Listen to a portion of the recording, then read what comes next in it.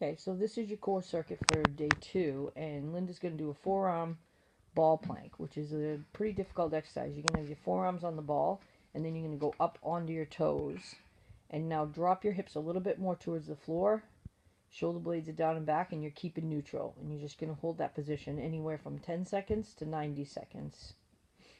And if this is still too difficult for you to do, then you can stick with your kneeling plank on the floor, or you could push a kitchen chair up against the wall, and it will be easier to do on a chair or a bench than it will be on the ball, which can obviously be unstable and move around on you.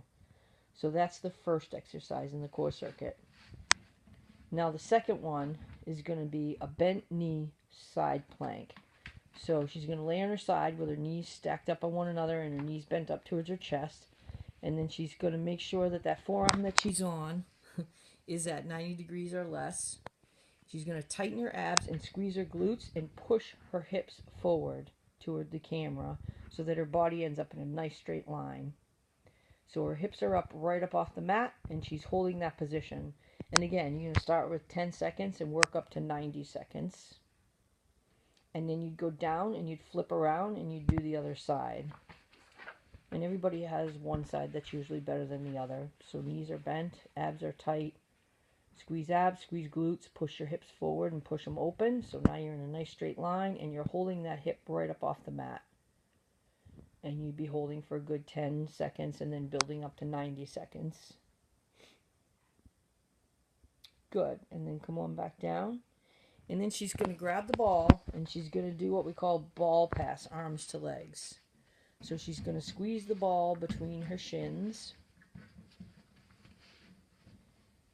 And her arms are going to be up overhead. She's going to tighten her core and get her back flat on the ground. And then she's going to bring that ball up and pass it to the arms. And then she's going to lower her legs. And now she's going to bring it back up. And she's going to keep exchanging.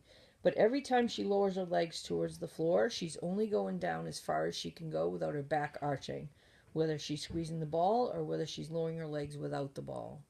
So again, this is a difficult exercise if you haven't done a lot of core work, and you might need to make it a much smaller, shorter motion and only drop a few inches towards the floor, and it's okay to start that way.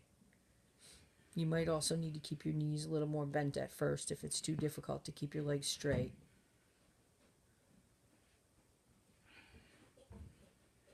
Good, and relax.